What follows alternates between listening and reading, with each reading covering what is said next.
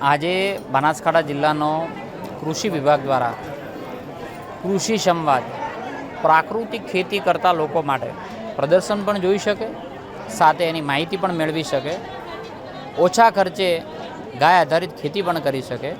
અને જે નરેન્દ્રભાઈનું સપનું છે એવા પોતાની આવક બમણી ખેડૂત કરી શકે તે ઉદ્દેશથી આજે ટેટોડા મુકામે